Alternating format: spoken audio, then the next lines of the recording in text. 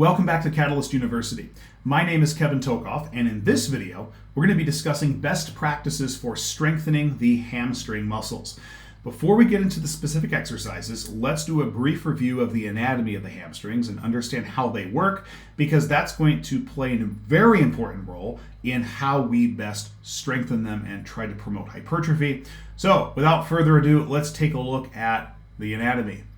So for this diagram, I'm initially going to focus on the left side of it and then eventually get over to the right side.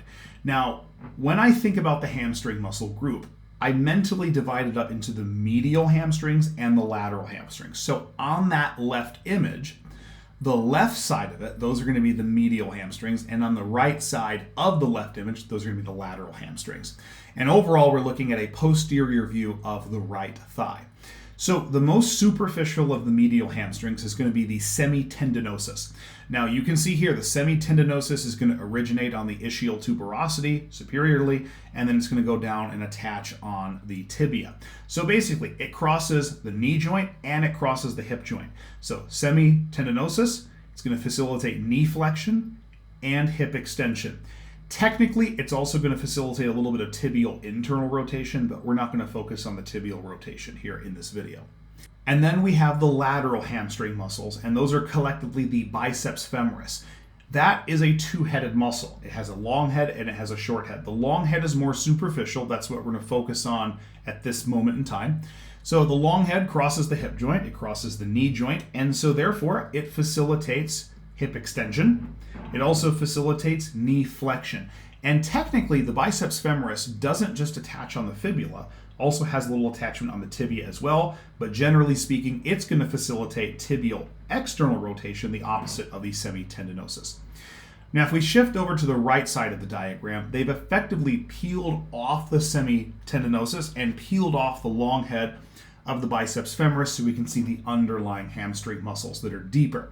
So medially, we have the semimembranosus. This is going to be functionally identical to the semitendinosus. It's just an extra medial hamstring muscle, so to speak.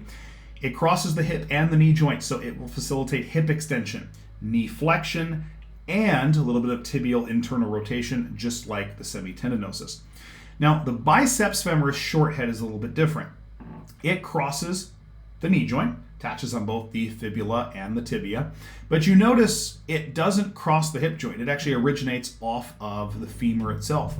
So the short head of the biceps femoris cannot be worked via hip extension based movements. It can only be worked by knee flexion based movements. So I remember one time, a long time ago, before I was a physical therapist, in fact before I was in PT school, I actually was shadowing a PT, and this particular PT used for hamstrings pretty much only hip extension based movements. And I asked him, well, why don't you do knee flexion based movements for hamstrings? And what he said to me was, well, how often are we doing active knee flexion? Yes, there's knee flexion during gait, but that's passive, induced by the action of the calves and the hip flexors. So how often are you actually doing active knee flexion? So fast forward quite a few years, now I'm a licensed practicing physical therapist, and I learned a few things. So was he correct in saying, yeah, we don't do a lot of resisted knee flexion based movements in life? That's very true. But if you're not training resisted knee flexion, you're not training the short head of the biceps femoris. It just is not going to work because it doesn't cross the hip joint. The other thing is that hip extension is very functional. You lift something from the ground, that's hip extension. It's like a deadlift movement. And it would seem that knee flexion against resistance is really not very functional. However, who are we to say what's functional or not? If there's carryover from one movement pattern to another, then I guess you could say the one movement is functional. If you train resisted knee flexion, that strength that you're building, not just in the short head of the biceps femoris, but all the other hamstring muscles, will have carryover to a hip extension based movement for the sake of the hamstrings. So if you train one movement and get it stronger, it will carry over to the others. So hopefully that made sense regarding the hamstrings. Now let's get into the specific exercises. So unfortunately, one thing that has become increasingly common online is people will show these exercises that look really cool and maybe they're even challenging to perform, but they don't pay dividends on the muscle in question. Usually, when we're strengthening muscles, the simpler it is, the better. Most good exercises are actually quite simple. When you start complicating it and throwing different pieces in, you sometimes lose some things in the process that make the exercise not pay as much for you in the end. And these 3 exercises shown here are great examples of that. And they're also good examples of another thing that I've heard a lot of people say, which is very true. Don't confuse stimulus with sensation, or vice versa. So sensation meaning you feel the muscle burning. It's kind of like at the top of a deadlift. If you squeeze your butt muscles really tight, yeah, you'll feel your glutes on fire, but that's not where the growth happens. That's not where the strengthening happens. The strengthening happens in the entirety of the movement, especially when the muscle's on a big stretch, not just squeezing your glutes at the top. That's not going to make any difference for you. In fact, you don't even need to squeeze your glutes at the top. It's the same thing with hamstrings. Just because you feel your hamstrings lit up on fire doesn't mean that the exercise or the movement is giving you the appropriate stimulus, if that makes sense. Don't confuse the two. So TRX hamstring curls. This is a picture of the exercise. There's a few problems with this. It has poor stability, and what do we know about stability is if you give a movement stability, the force output through the muscles increases dramatically, and then the movement is better. It has poor progressive overload and a poor target muscle stretch. You really don't get any significant stretch on the hamstrings during this exercise. So not a very good movement. But it will light your hamstrings up, but it just doesn't provide the appropriate stimulus. A stability ball hamstring curl. Same idea as TRX, poor stability, poor progressive overload, and poor target muscle stretch. It'll light the hamstrings up though, but that doesn't mean anything. And then a hamstring bridge. Also, this one tends to have a pretty poor range of motion that the hamstrings have to move the knees and the hips through. Again, poor progressive overload, poor target muscle stretch. These 3, oh man, if you want to build a mind-muscle connection with the hamstrings, they're good. But for getting the hamstrings stronger and getting the hamstrings hypertrophied and all that good stuff, these are not good exercises. Let me show you some that are. Exercise number 1, the hamstring curl. This brings us back to the idea of simplicity. Simpler is usually better. And it doesn't get much simpler than the hamstring curl. You're just bending your knee against resistance. But there's important considerations to make with how you bend the knee, particularly your hip position, where your torso is relative to your thighs. So the first variation that we can do here is the prone hamstring curl. Now, when you're doing a prone hamstring curl, you're either laying totally prone, as some machines will be, where your hips are essentially neutral, 0 degrees of bending, or as you can see here, there's a little bit of bending. That looks to be about maybe 15, 20 degrees, not very much. Think back to the anatomy of the hamstrings. They cross both the hip and the knee joint, with the exception of the short-headed biceps femoris, which means that if we want to put them on maximum stretch, given that they are hip extensors and knee flexors, we need to be able to get to full knee extension in a position of hip flexion. And in the prone hamstring curl, we don't get a lot of hip flexion.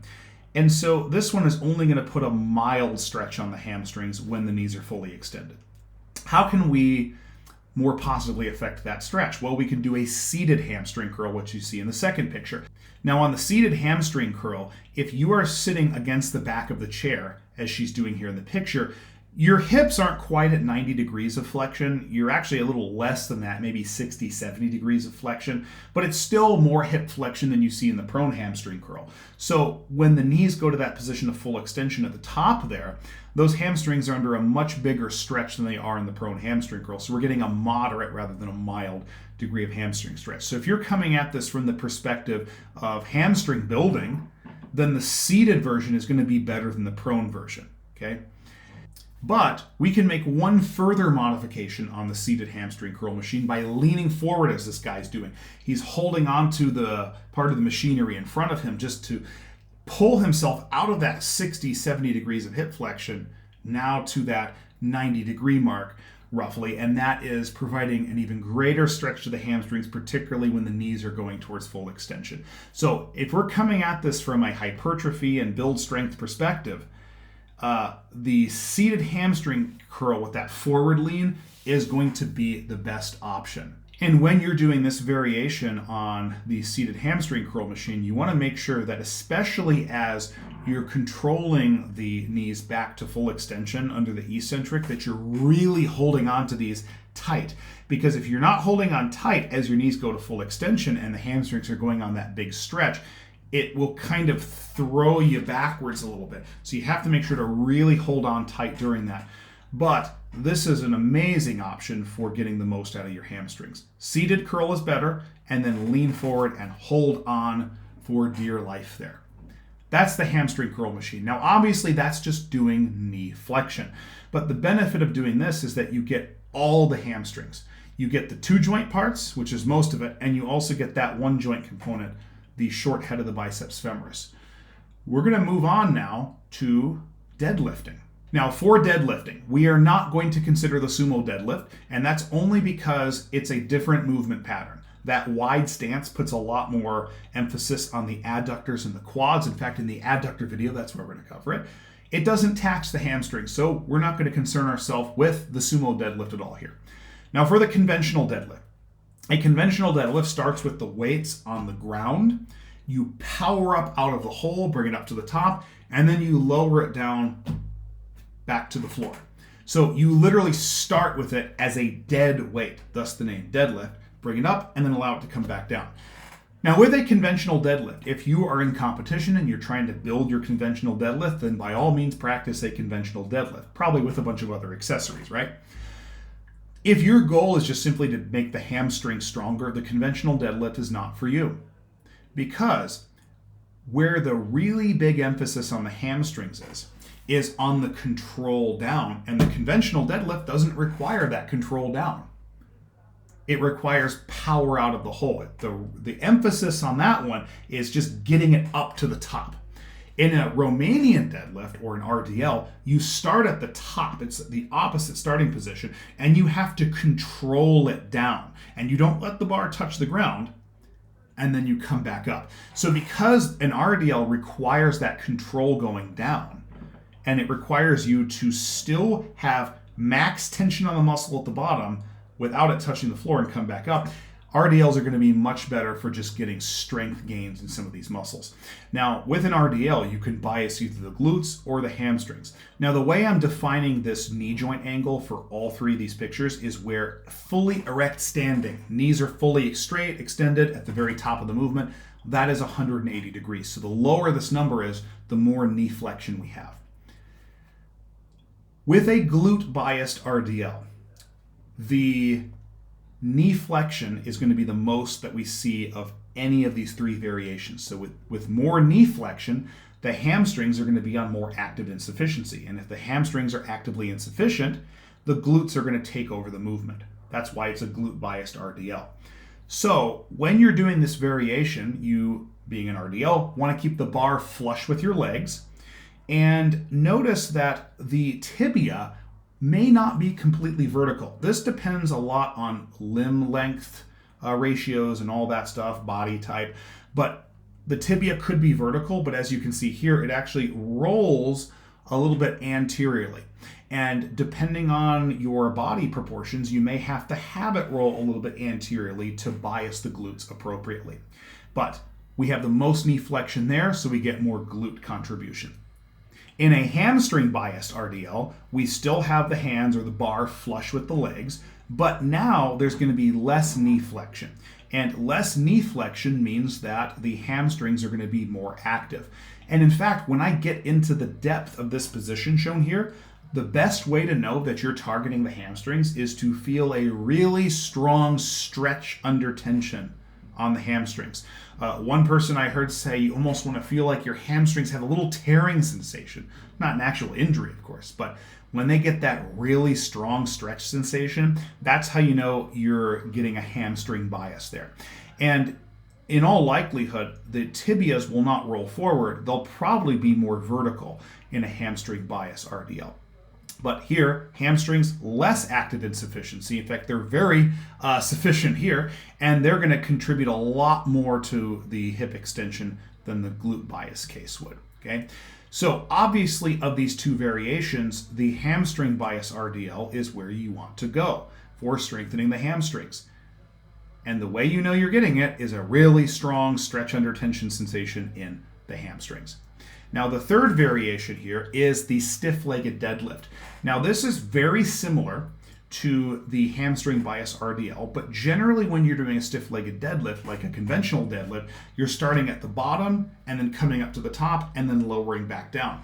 But that being said, there's no reason you couldn't do it starting at the top, control it down, and then come back up. When we refer to a stiff-legged deadlift, I think of it less as where the starting and end positions are and more the form. So what you can see here is that we still have definitely only minimal knee flexion, the least amount here, very similar to what we have for the hamstring bias RDL. But what you notice is now the bar is no longer flush with my legs. It's actually out in front, and that's intentional. So one of the other purposes of a stiff-legged deadlift is to elicit the lumbar and also thoracic paraspinal muscles. So like a good morning exercise, this also has a target of the paraspinals, the spinal erectors, not just the hamstrings. Unfortunately, by having the bar out in front, even though it gets more paraspinals, it makes the movement harder. And so you're not able to lift as much weight as you would on a hamstring bias RDL. So in terms of loading up the hamstrings, you still want that sensation of stretch under tension on the hamstrings, but as a hamstring builder, it's not going to be as effective as the hamstring bias RDL.